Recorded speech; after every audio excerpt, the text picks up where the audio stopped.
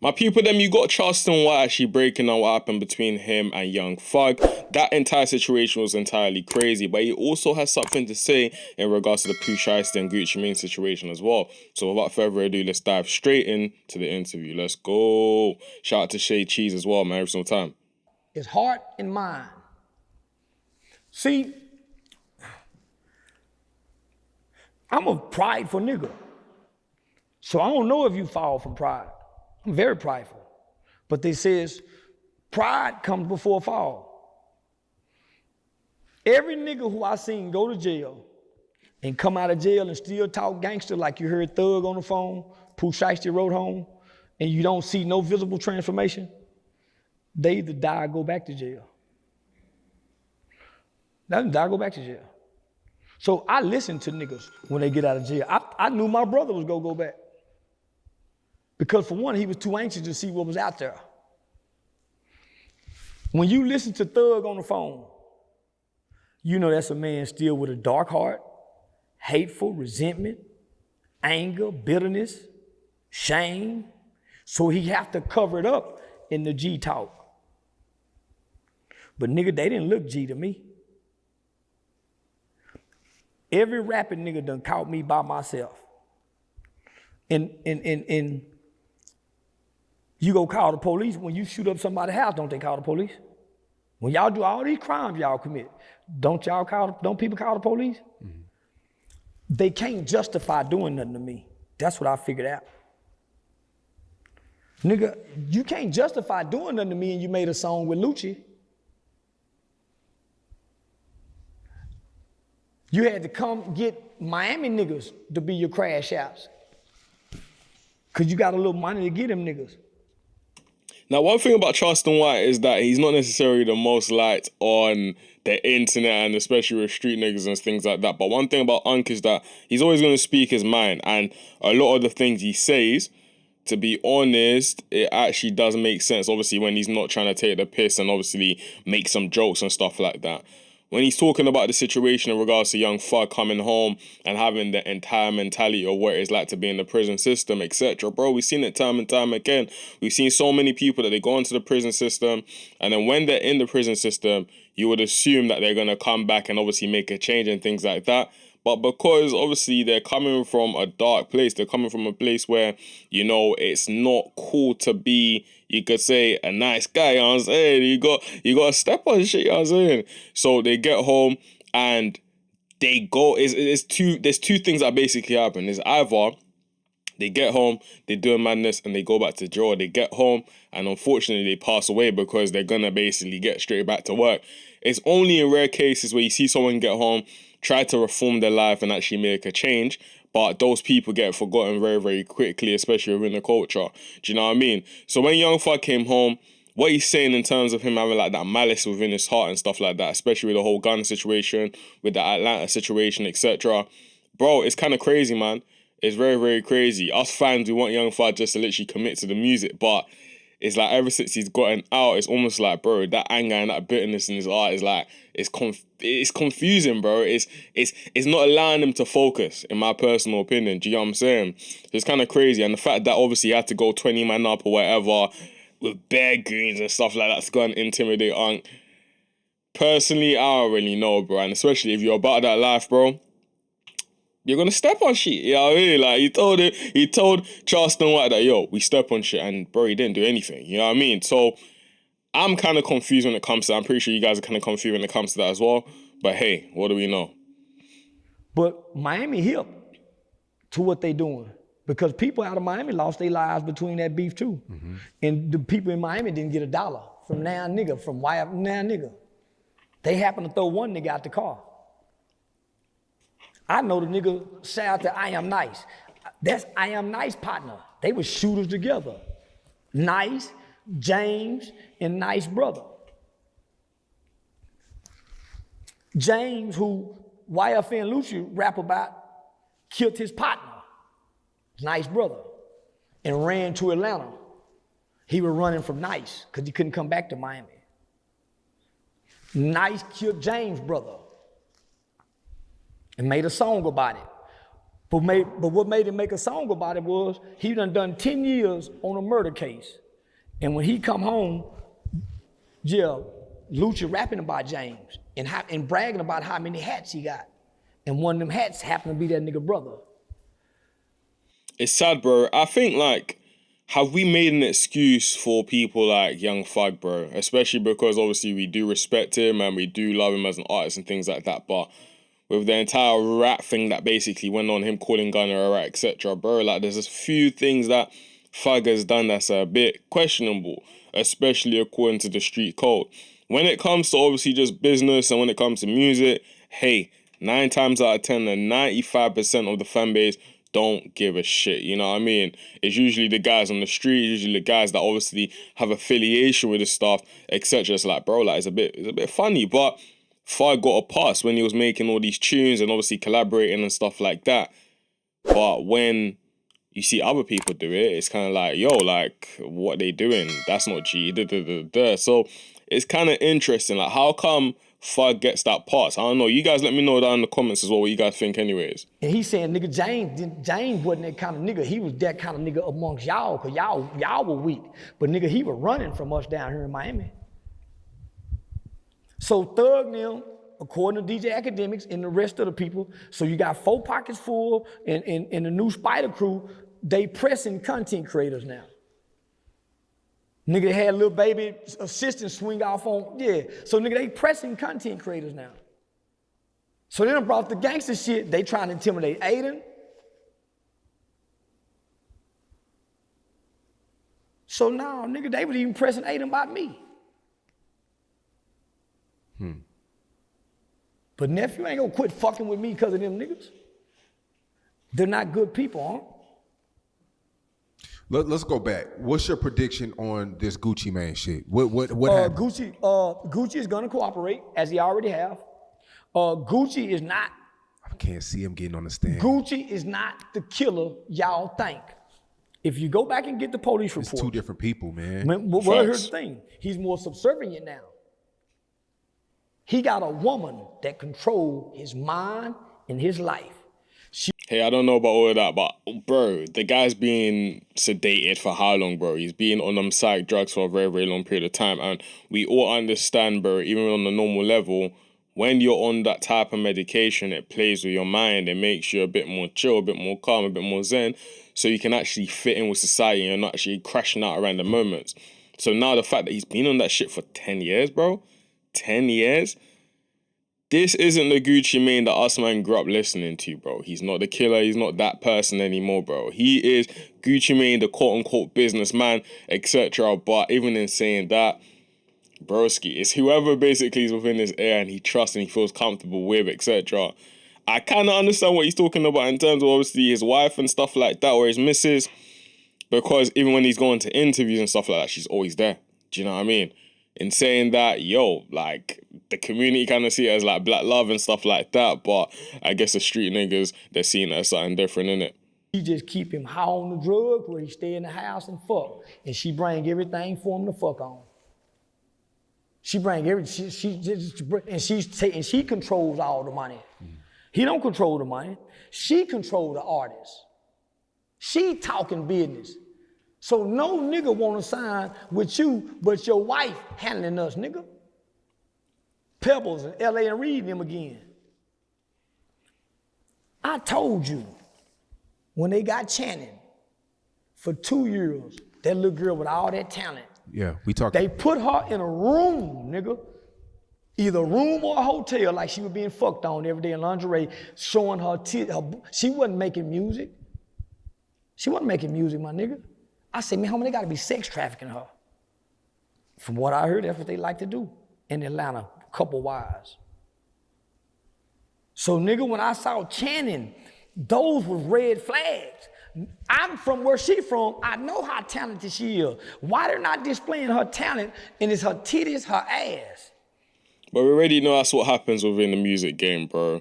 It's like an artist gets signed, especially lady artists as well. Like, unfortunately, that's just what happens, man. You know what I mean? It shouldn't happen. It shouldn't be the case because we see so much talent from the ladies, but they get into a label system all of a sudden. It goes from it just being about the talent into now being about pushing the agenda or pushing the message and things like that. And I think I was even watching a TikTok the other day, and then they were talking about how it was a lady. She was actually saying to the other girls, like, and the other women out there, that, bro, you gotta be very, very careful what you're watching on your FYP and what you're listening to and stuff like that, because it's almost as if, though, when it comes to obviously men, like the top podcast is like, let's say, self-improvement and self-help type of podcast. The top things that us men listen to and digest, etc., is either self-improvement or maybe it's a form of entertainment like sports and things like that, right? When it comes to ladies, though, it tends to be, I forgot the name of the podcast, but it was like one of them podcasts where it's just about gossip and just BS going on and stuff like that. And of course, it could be argued that obviously how men basically operate is completely different to how ladies operate and how they think and things like that. But then she was asking the question of, is there some sort of agenda being pushed more so on the ladies? Like, why is it that with the men, they're being left to improve and etc., but with the ladies, it's almost as though there's an actual intentional push to get them to love debauchery, to get them to love all this shit going on the internet, to get them to be so distracted and stuff like that.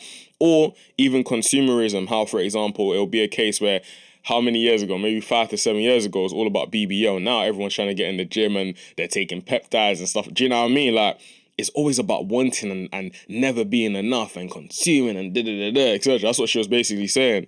And it's one of them ones, bro. I don't really understand like why that's necessarily the case, but I feel like it's a contributing factor towards obviously what he's saying. Because the nigga who started with her, that's how he started with her. So she start like that, she can't change once she in her. The reputation was already on her. Yeah, man. It's like the label system. When people talk about the agenda, is basically what he's saying, man. Because honestly speaking, bro, if the lady's talented, bro, let her display her talents, bro. Pretty sure, like, people want good music, bro. I'm a music producer, sound engineer. I speak to people every single day. People are tired of the dumb shit, bro. They're tired of shit music. I swear down. So, come on, homie. Keisha's smart than a motherfucker. She done fuck Gotti, she done fuck Ross. Any bitch done laid with the big dogs and got a big dog and walking him like he a dog, eating out the palm of her hand, is a bad bitch. But she ain't a good woman. She a bad bitch. I just want you to know, if he does decide to take the stand, his reputation, his whole legacy is... They don't, with his record... It's a business decision. With his record and his background, it now has become criminal. You're gonna interfere with this investigation, this federal investigation. You're gonna obstruct justice. When we have all the evidence, well, why call us then? Why put us in this? Did y'all call the police that night? Don't sound like they did. Don't sound like they did. The lawyer say, man, it's a time lapse in between this shit. So you saying they waited to make the report? The white boy probably didn't. The off-duty cop probably didn't. Because they said there was fingerprints from the 3 guys that they arrested. They got 2 of them niggas going to go get the bag from the outside cameras. They ain't got lawyers yet. What you think they family saying? Let's say Gucci doesn't talk. Will the off-duty police officer and the white cameraman, will their words seal the deal? They statements, will it seal the deal? The phone records is gonna seal the deal. Everybody's phone records is there, is what's gonna seal the deal. Phone records. Before and after. Office Max footage. Greyhound footage. You don't need no more. That doesn't put that don't put Pooh Shiesty away though.